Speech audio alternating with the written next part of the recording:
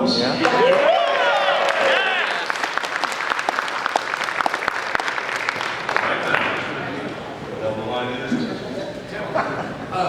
Folks out there, my name is Kevin Ward, but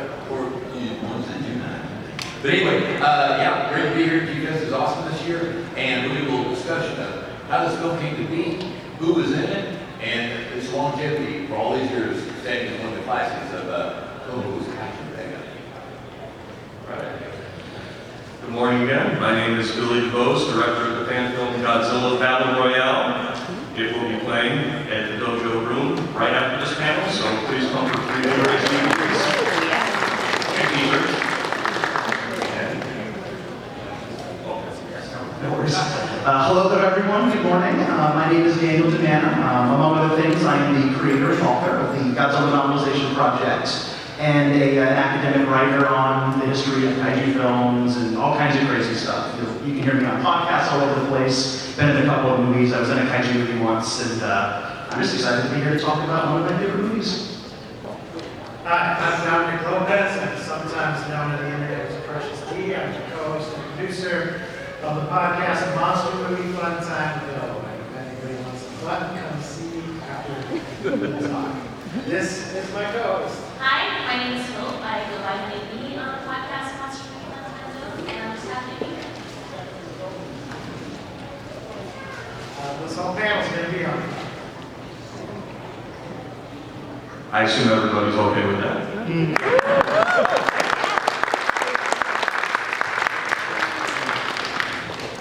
So where should we begin with this? Well, has everybody here seen this movie? If you haven't seen it, or if you want to watch it again, I just want to mention it's available on Max. And also, Tubi, Pluto, Sling, Crackle, Prime, Place, and Freebie, all for free. So no reason not to see it.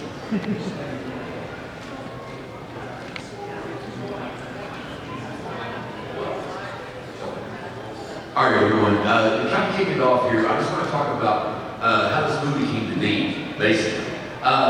King Kong vs. Godzilla, when it came out, and it was at that point in time, I guess even with the inflationary of the dollar or the yen, since it was, I guess it's still actually the highest grossing Toho film of all time, as far as the Godzilla series goes. So, never the golden goose that lays that golden egg, let it slip away from them. They decided, well, we gotta have another monster fight Godzilla. So basically, they came up with this story, and they said, let's use Mothra. That's, we got the prop left over from the 61 film. This is only like a year later, and it was in great shape, so they wanted to use that. And so really became the battle of the two monsters, even though Godzilla and Angus had already fought back in 1955 in Godzilla no Daikaiju, or as most people know, Godzilla Raised Again. And anyway, so they decided to pop this together. I think it was supposed to be originally released in 63, but it got bumped to 64, which then you have, of course, this film that came out then in the, I think it was like springtime, I believe, late winter, early spring. And then the next one was Eater of Freedom Monster that came out like in the late summer, early fall for festivals there. So that was 64 is the only year that had two Godzilla films released in the same year. And over. Yes, indeed. Wow, 64 was quite a year, wasn't it? It's also worth mentioning that 1964 was the year of the Tokyo Olympics. That was a huge deal, and there was a huge it was a big part of Japan recovering post-war. It was just a huge source of national pride, and as a result of the boom that came to the economy from the Olympics, it also affected the pop culture, and it contributed to this incredible boom. And the circumstances that made King Kong vs. Godzilla in '62 be like that popular, the fact that it put more butts in seats than any film even since, that's incredible. Those were very, very specific circumstances. There's a reason that something like that probably can't happen again. It was so unique to the time period, and as you said, Kevin, this was something that Toho absolutely had to seize on. They had to seize on the moment, and so they just figured they'd follow up a year later. The initial idea was to basically do what they did with King Kong vs. Godzilla, and the first idea was actually Frankenstein, believe it or not. They wanted to do Frankenstein. They had some worries about the rights. Now, the novel Frankenstein's public domain, which is why they eventually were able to get away with doing doing their own Frankenstein film.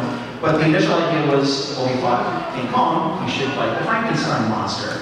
And if you look at some of the early drafts, there are a lot of similarities, including the monsters being washed ashore in a typhoon. So there's a lot of DNA between the two. And then they took the Frankenstein half later on, after some development, and gave it its own film, and decided to use a monster from within their own stable of characters. And this was the first time that they'd ever done that. And it was not quite King Kong vs. Godzilla successful, but it was very successful. It was a smash hit, and you can't argue with the results.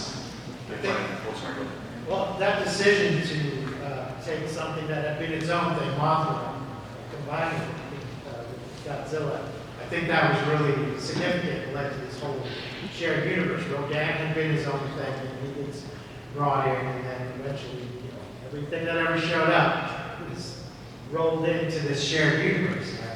Which Universal, speaking of Frankenstein, Universal had done that years before with their monster movies, Wolfman, Dracula, and Frankenstein. I think that was a significant and important decision.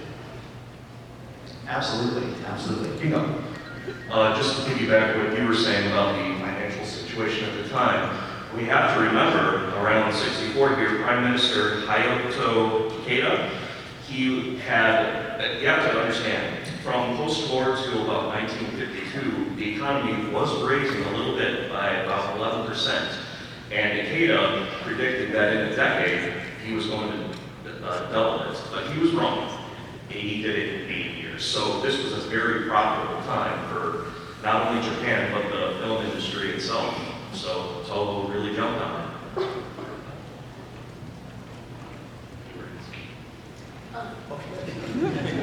Yeah, it was an incredible thing. I mean, if you look at that year, we mentioned before, we got 2 Godzilla flicks, the only time that's ever happened, at least in live action. And we mentioned Dobra as well, and there were a bunch of films coming out. And this was just on the cusp of television becoming a big deal in Japan. This was, right before the kaiju boom started on television. A couple of years later with Ultra Q. So this was one of the last couple of years that the kaiju phenomenon, as it was starting to expand, was pretty much locked into exclusively film. Now there were monsters on TV around that time, for sure, but it didn't really get to be that big until Ultra Q 2 years later. So this was still a time where if you wanted to see a monster movie, if you wanted to see these big creatures doing their thing, the best thing to do was to go to the movie theater. And these films, that's the one thing about these films from this era, King Kong vs. Godzilla, Mothra. I always think of Ghidorah the Three-Headed Monster specifically with this, but Mothra counts. These films were engineered on a basically cellular level to be motion picture, on the big screen. These are theater movies. They were shot for theaters. The colors are vibrant. The cinematography is just beautiful. These things were meant to be seen on a big screen, which is why it was such a treat to see it this year. Who saw Mothra vs. Godzilla in the theater on Thursday? Lots of hands. I love to see that. I love to see that. One thing I did want to throw in here is the design, of course, of the Godzilla suit had changed. One of the deleted scenes from this movie shows when Nakajima-san took a tumble and smashed into the castle, and he actually broke the lips of the creature. So in a lot of scenes, you see it looks kind of normal, but in some of the action scenes, it kind of wobbles, like his face is kind of wobbling and stuff. And that's all the direct result of that. Of course, they reshaped it a little bit for Ghidorah. They took that off the wobbly lips and added some more tension to it to kind of blend it back in so he has the same wobble. But I don't care, that's one of my favorite Godzilla suits. From the show area, that is my favorite Godzilla suit because it was so menacing, so mean. You just know that he's ready to tear something apart. And Nakashima's performance in there was just incredible because he conveyed that without having a face, as you can see, just with the body movements, the eyes. That guy was just not only a suit actor or a stunt man, he was a true actor because he could project from inside a big rubber suit. So, hands on to him. To piggyback on that, Haruo Nakajima, he would routinely visit the shop where Teizo Toshimitsu, I'm horrible at pronouncing names. He would visit where Teizo Toshimitsu was working on the suit regularly. He would go in there practically every day, put the suit on, okay, this part's weak, that part's weak, can we fix this, can we fix that? And it literally allowed Toshimitsu to perfect the suit and have an idea for all the subsequent films how they would create these suits practically. think that it's also really cool to say and kind of see the work that went into these movies about the suit is those suits were rubber, 200 pounds. It got up to 130 degrees in those suits. So they could only wear them for 20, 30 minutes at a time. And even the stage that they were filming on got up to like 170 degrees. So that's insane. That's crazy. These people were about as hardcore as you can. Yeah. There's no pun. These people were a little nuts. One of my favorite quotes from August Rodone is that the actors in the Godzilla suits endured the agonies of hell to make that performance work, and it's true. Some of them nearly died during the making of those films, and you can see that the process is a little different in this one. This is the best fitting of the Godzilla suits out of all of them. The first movie had a lot of infamous issues with trying to make the suit work. 2 suits in, it still wasn't great. The darn thing could stand up with that person inside of it. It was so stiff. It was crazy. But Taisho Toshimitsu really, along with the Miyagi brothers and the modelers, a lot of other people that worked at Toho in the special effects department were really able to hone in. They were able to make the suits fit to Nakajima's body. They did test fittings a lot more than they did. They used a mixture of molded bits and building up, which is why all the faces on all the Godzilla suits look different, as they were built every time or repaired. This is the same Godzilla suit, as you mentioned, from Ghidorah the Three-Headed Monster, but the head has been tweaked because there were damages done. And I'm so glad they didn't fix it for this movie because I love Wiggly Lip Godzilla a lot. I just find that so charming. Also, let's remember that each film, Haruo Nakajima would lose up to 20 pounds wearing that suit under the lights. How that man did it, we don't know. By the time he retired, he weighed about 23 pounds. He did not regain anything. 12 movies in, he just kept losing. He never figured it back. But no, he was amazing, and I would argue this is one of his better performances. This is really the last time he got to do scary Godzilla. He did scary Godzilla in the 50s twice. 62 is very comedic, not quite like super anthropomorphic, but he claps his hands and gesticulates a lot and moves very quickly. In this one, once again, he moves slowly and methodically and holds his hands still. And, the suit has that great glare. And one of those eyes that were built with the irises up toward the top of the lid so that when he lowers his head, it looks like he's glaring at you. One of the great techniques that isn't often talked about with these films is that they used a lot of no theater movement, and then they also used a lot of traditional theater tricks to make the Godzilla costume look the way it did. If you look at kabuki masks, like traditional theatrical kabuki masks, if you turn the heads of these masks, the way the light hits it will make the expression change without the mask actually changing. If you look at it from down here, the mask might be angry. If you lift the mask up, it might look forlorn or sad or even a little pathetic in a way. It's a completely different thing. All about lighting, all about angles. And if you look at some of the Godzilla costumes, it's the same thing. He looks angry from some perspectives, and then he looks maybe a little melancholy in another, or just focused. And this Godzilla suit does that, depending on the angle, but for the most part, he just looks pretty ticked off, I would say. So, this is our last bad guy Godzilla for a while before he turns into a superhero. But at this point, Mothra is just a straight up hero. She was a kind of a threat to person, but now she's just a hero and a goddess. And Honeybee who worships at the church. Does anyone have time to talk about our Lord and Savior? Woo! Yeah, I think that's something that's really great about this film is that we do go back to kind of serious, whereas the film before, it was really funny. There were a lot of like comedic parts and it was kind of like silly in a way, and then we go to this film and it's serious, it's real. Godzilla is, like you said, tanked off. And yeah, Mothra is, queen of the monsters, but she is also a goddess, and I think that it's beautiful, her kind of process in this movie, and we get to see it a lot of different ways, a lot of different times, but in this movie it's so well explained how she never dies, and that kind of process of her old body dying, but her being reborn in these larvae, and I think that it's amazing. As far as the seriousness, we also get this island devastated by nuclear tests, reminding us of what Godzilla is about to begin with. And of course, the evils of capitalism coming in and messing up Even though, as you say, the economy is doing great at the time, but somebody must have had some reservations about that because capitalists are the bad guys. Yeah, and I think we should remember that Shinichi Sakazawa had written the script. However, he did not add the Brotherhood of Man part. It was Honda who did that as a more humanistic element after Shinichi's script. So we should definitely touch on that a little bit. Yeah, Sakazawa, I would argue, is the secret weapon of the Showa Godzilla era.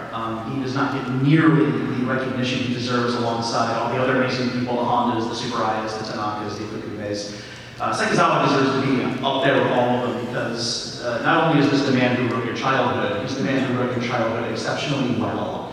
I always love that when you put one of these films in to watch it, you flip the channels, you put a disc in to stream it, however, it's all these years later, you can kind of tell a Sakazawa script the minute you hear it, and you can tell a Sakazawa character, if you know what to look for, the minute you see it. Because his characters exude charm, sometimes without even opening their mouths to say anything. It's just part of the story. That comes down to a good script, a good story, and the actors, which obviously we'll talk about. But Sakazawa deserves a special mention because he got to start doing Baran, which you'd never quite think that he would go up to the heights he would based on that script, that particular story and script. Not that it's bad, it's just not the same as what would come later. He is the genius that basically took satire and a family angle and combined it with Kaiju for the first time, and I still think his magnum opus is probably the original Mothra, a magnificent film, and then they just said, well, keep doing that. It worked. They made a lot of money. It worked with King Kong vs. Godzilla, and then he wrote all the way up through versus Mechagodzilla in '74 with a couple of dips out of the franchise here and there, but he was pretty consistent throughout, and he's amazing in this. He did a great job. And a couple of things I wanted to touch on real quick. There's some first things that happened in this movie. This was one of the first Godzilla movies that I remember where they kept the NG shots somewhat, even though when Nakajima fell and tripped into the castle, they kind of kept it, parts of it. They did cut some scenes a little bit because of the deleted scenes. They tried to fake a roar to make it look like it was on purpose and it was magically tricked. But they kind of just reshot it, refixed it up. Another NG, the scene that was there was where the tanks and everything, and the bombs and the jets were dropping on, and the actual head of the suit caught on fire.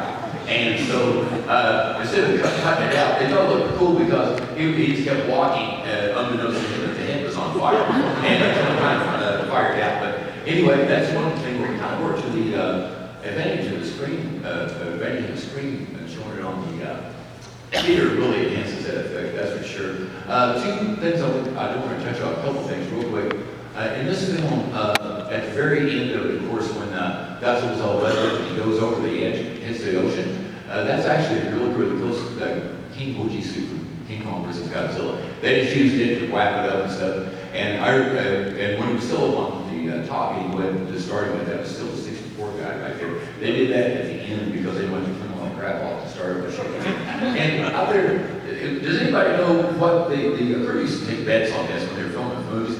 Does anybody out there know who, or what the first thing was that Nakajima did when he got out of the suit? They used to bet the crew on this, everybody bet on this. The very first thing he would do was get out and comb his hair.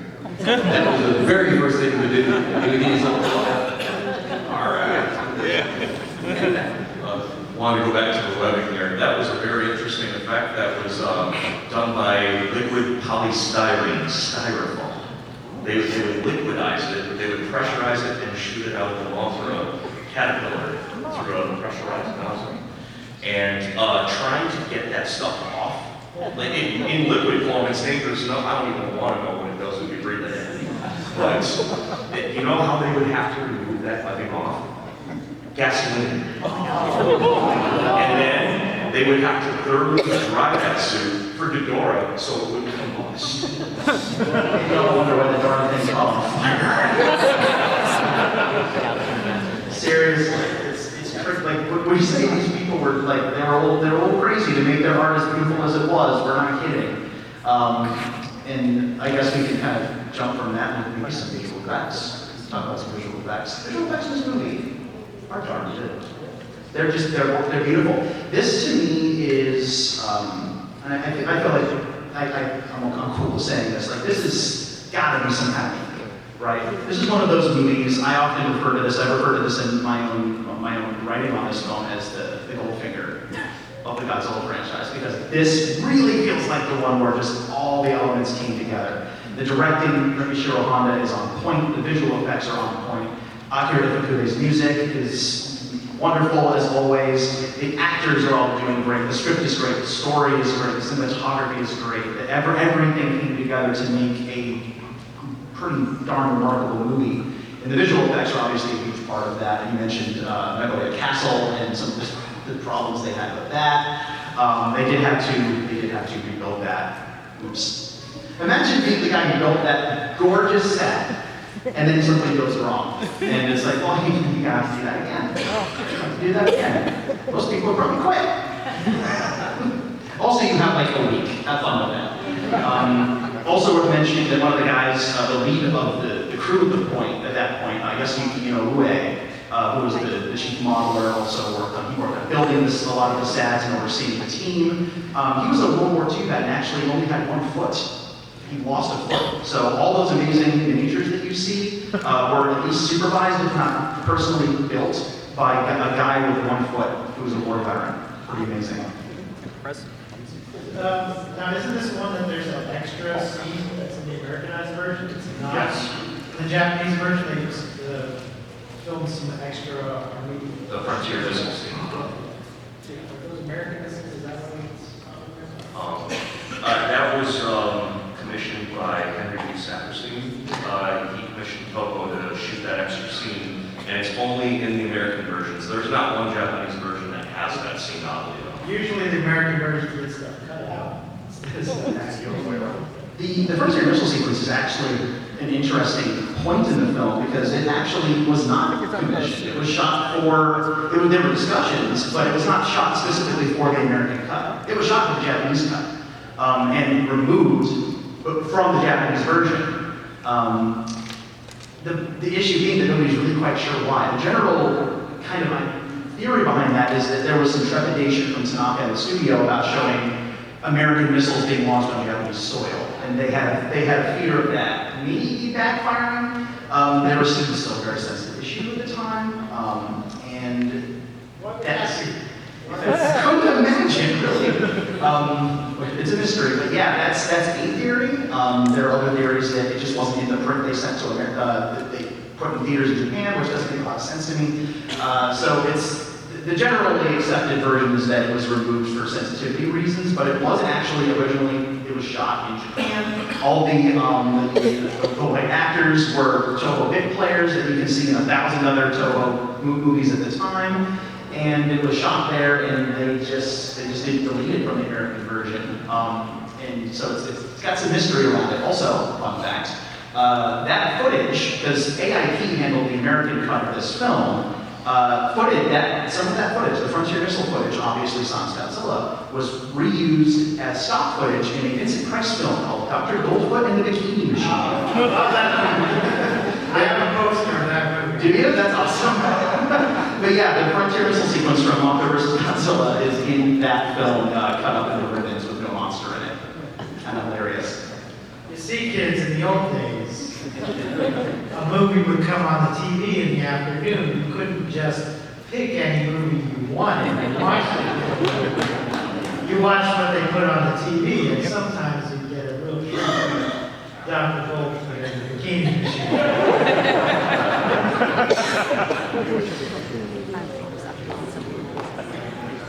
And one of the things, since we were talking about special effects, this film has some really cool stuff. Of course, the suit action and the problem Mothra, and even the barbers are fantastic.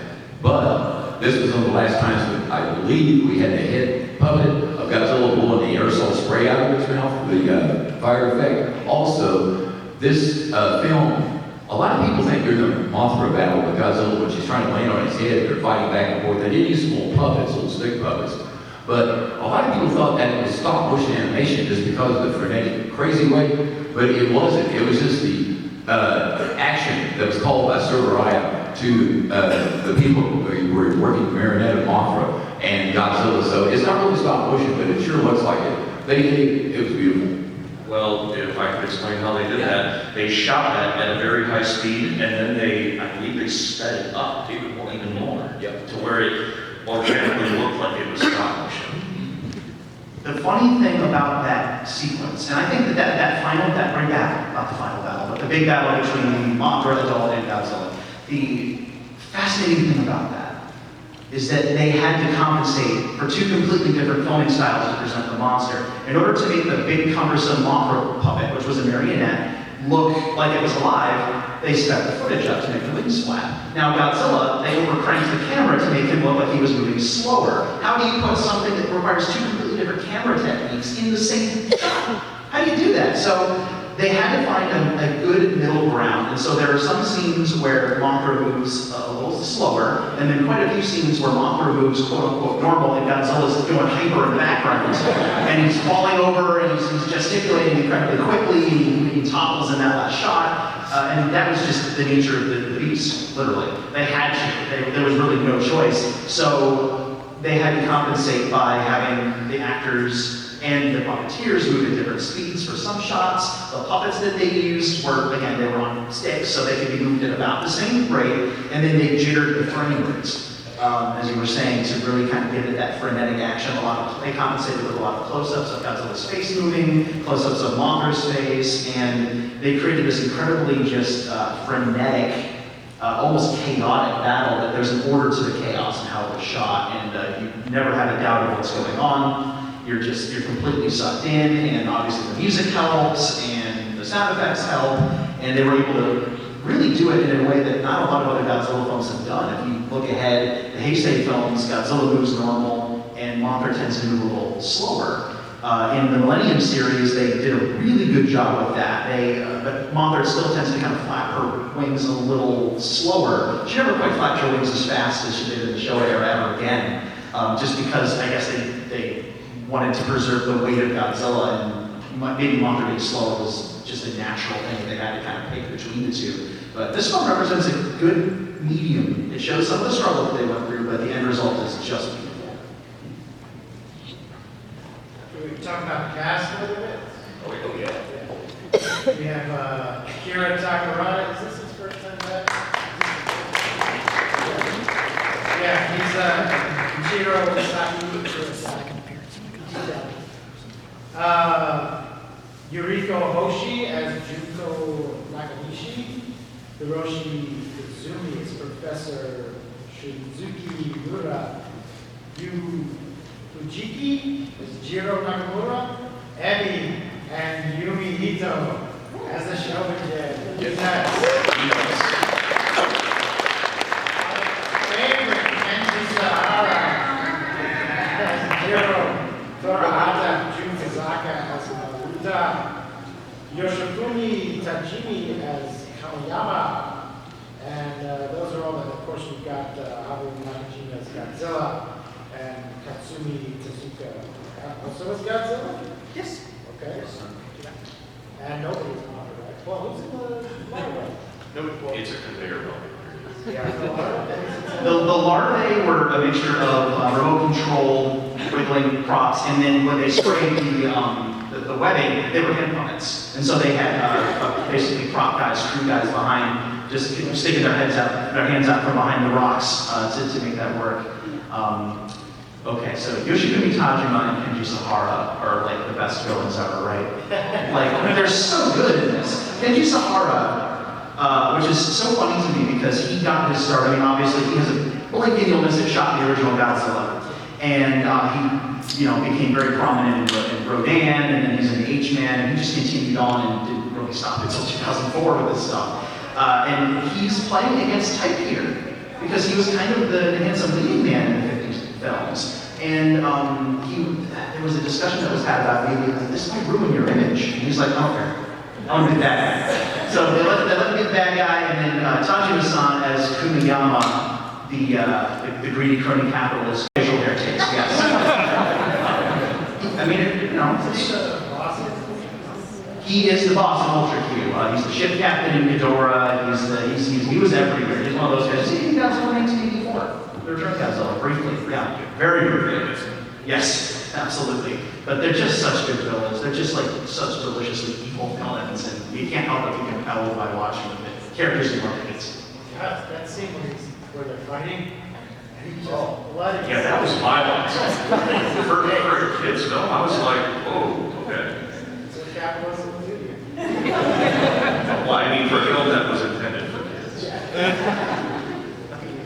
But I did want to add to Sahara and Umiyama there. Both those actors, you see them as good guys, you see them as bad guys, and it just proves how much range they have in both of films there. Absolutely. And we have to, I'm going to give another special shout out to Miss Yuriko Hoshi, who I think is just wonderful in this film as Junko. She, to me, has a single most pivotal moments in the film. The turning point moment. I think the most important moment in the script was given to her on the island where they're not going to give up, the islanders are not going to help them, and she's the one, it's not the guys, it's her. She stands up and she says, listen, I'm going to appeal to you, I'm going to appeal right to your hearts, and I'm going to make this very, very honest, just plea for help. And it's what she says that ultimately gets Takarada-san's character, Sakai, to speak up, and really, she's the one, if she hadn't spoken up, then Mothra probably wouldn't have done what she did, because ultimately, she's the one who makes the ultimate decision. She's the one, she has the power to do that. The Islanders aren't going to do it, but Mothra she's the conscience. And none of that would happen without Hoshi-san and her character, and I think it's an amazing moment. I think it's just outstanding. It's one of her finest moments on camera, and it's a truly emotional moment. It always gets me. It's just amazing that the whole film, nobody's listening to the Shohijin, Mothra, and yet they have the courage to go to the island even though they tried to help, they couldn't help, and they know 90% of Mothra's going to say no, but they still plead, and Mothra still helps. That just says so much about Mothra in this film. Because she's a character.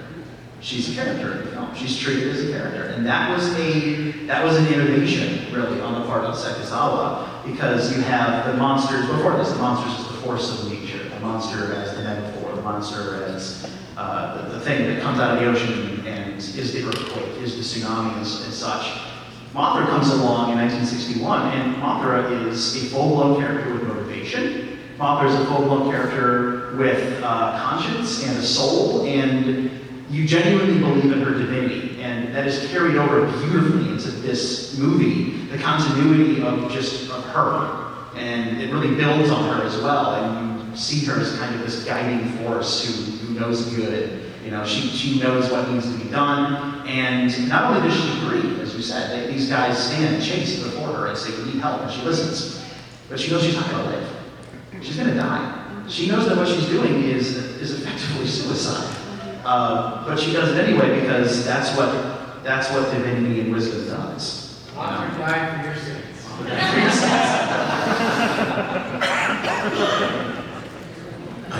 I just wanted to add one little thing real quick. I don't want this to get overlooked for sure, but everybody knows me knows that I'm a super, super huge Ifukube fan. So I think this soundtrack was the best of the soundtracks in the Showa series. It was really emotional. I mean, I know he reused the Godzilla theme, and of course, I know he had the Shogun song and everything, and it has one of his most, the Godzilla themes are so powerful and hard-hitting and everything, but he was an excellent composer, because Beautiful Springtime, the Sacred Fountain Song, is probably one of the most beautiful songs I've ever heard. And on the Godzilla vs. Mothra series, there's a version of that, and if you ever get the soundtrack there, have a chance to listen to that, it is such an emotional experience. And so I just want to give a shout out to the maestro.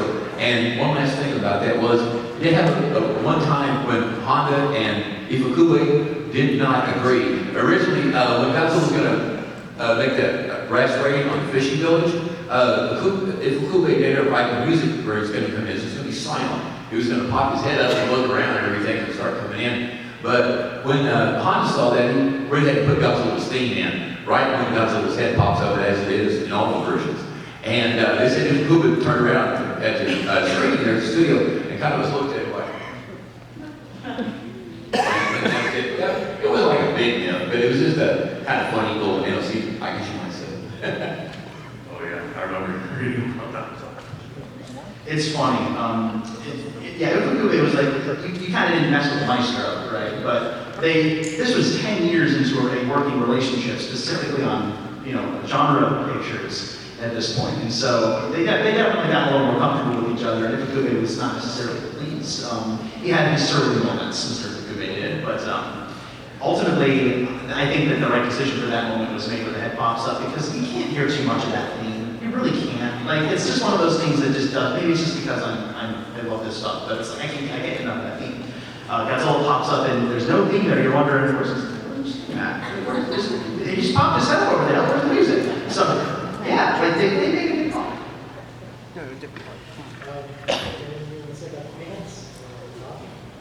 I mean, nothing I guess that hasn't been said. I just really, anytime I see Mothra, hear Mothra, the squeaking and the squawking, the sound effects, it really just like makes me feel things. And it's like, it just invokes something in me. I feel so connected to it in this very strange way. And honestly, watching these movies, I really thought like that was a me thing. And then like seeing everyone like coming here and seeing that, I was like, oh my gosh, like everyone kind of feels this way. And it's just so beautiful to me. I really love it. It's so dear to me. It's so important to me in this very strange way that I can't really connect with. And I just love it. I'm just happy to be here talking about it. And what's your favorite part about Mothra?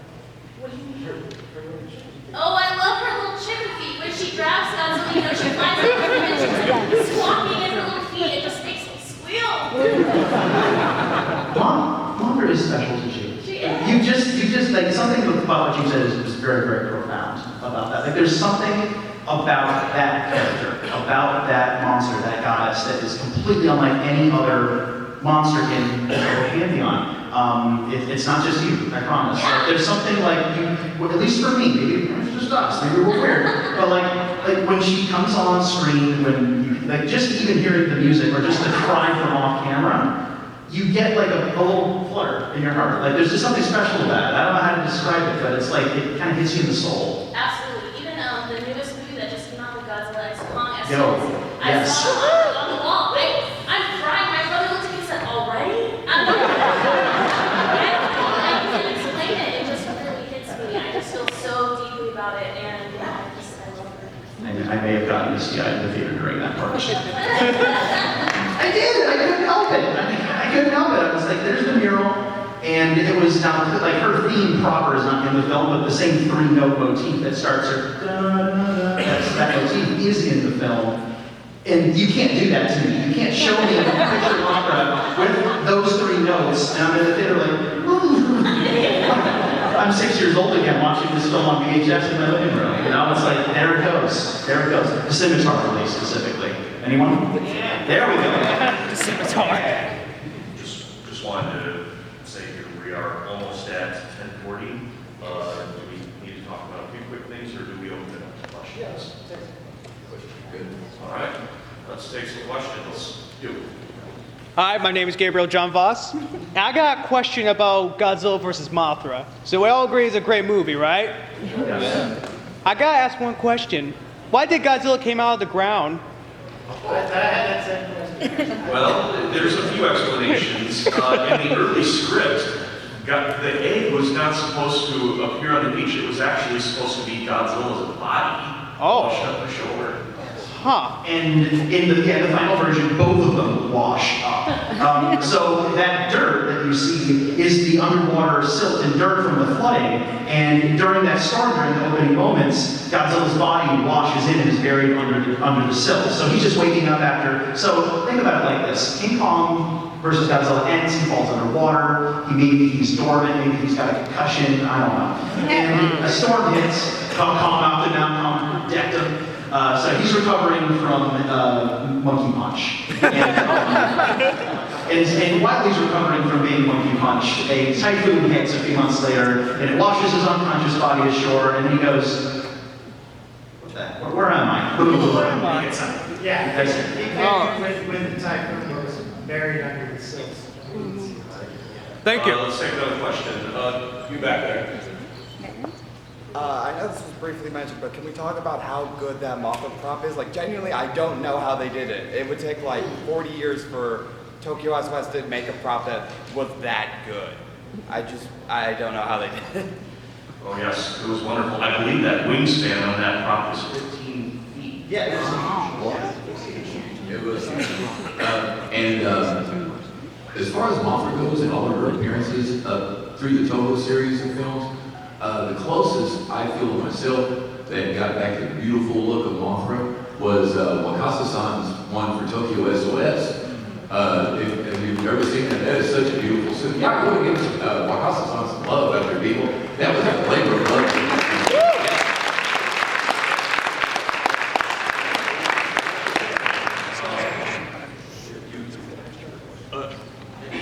One of the great things about Mothra as a character, I always thought though, was that it was one of the few times you ever actually directly addressed gender in a kaiju movie. No one ever talks about the gender of all the other kaiju, with the possible exception of King Caesar. But gender came into the movies to describe the Shobijin and Mothra. This is a female component that came in that's wholly separate almost every time they're in a movie. They have their own track, they have their own philosophy, they have their own thing that they do. It's always somewhat separated to the side of what all the rest of the kaiju are doing, and it really addresses a gender difference in a very different way than any other way I've seen in kaiju movies. I agree with that. Yeah, what you were saying earlier about Junko being so important and the Shobijin and Mothra, it's really the ladies saving the day. It is.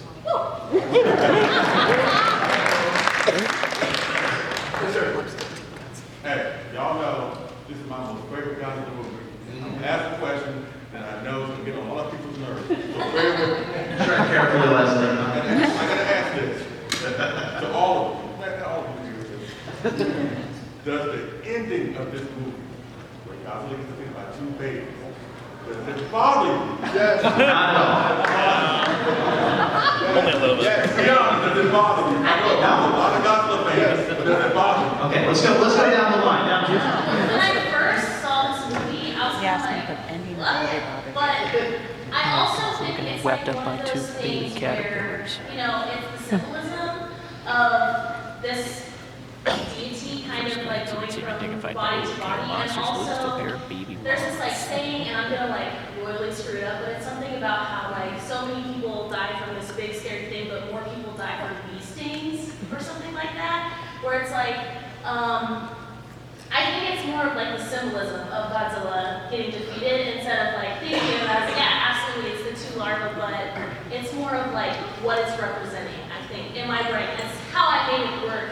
There were moments when I was watching even the first Mothra for the first time thinking like, why is this puppet head looking at me like that and making me think like, oh my gosh, I love this so much. So I think it's more of the symbolism of the fight more than it is like two babies and Godzilla. It does not bother me. It does not bother me. It's hyper reality. It's fantasy. It's David and Goliath. It's mythological. You know. There's two of them. Maybe if it was one. Maybe if it was You gotta understand, this being my third Godzilla film I saw as a kid in the 80s, it bothered me a little bit at first. But as I grew up, I understood. Yeah, it didn't bother me at all, guys, because I understood that's how the story would go. And Godzilla, I always knew he was coming back, man. I mean, even at the end of Godzilla -1, you hear the footsteps of the horse. So he's like James Bond or Jason from Friday the 13th series. He's always going to come back. There's no way you can stop him, man.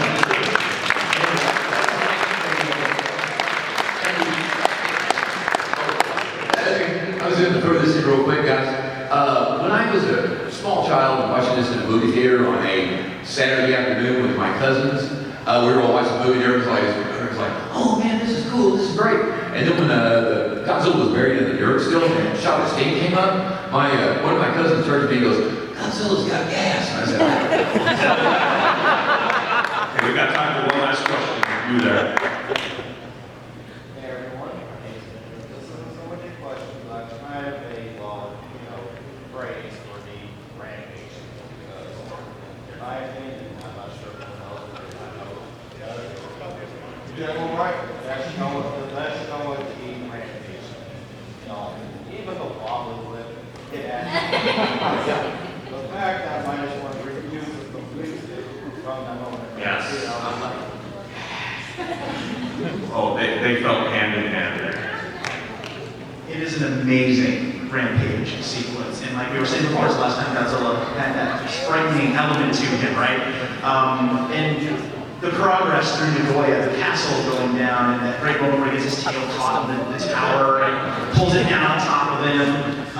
Moments that are burned into my brain. This is the first Godzilla film I saw from the beginning. I've seen clips and I saw the first half of the film. This was the first time I'd ever seen something like that go down, and my 6-year-old brain was forever altered. Why am I here? It's funny how life turns out, isn't it? What a moment. It's a little clumsy. All right, wrap it up.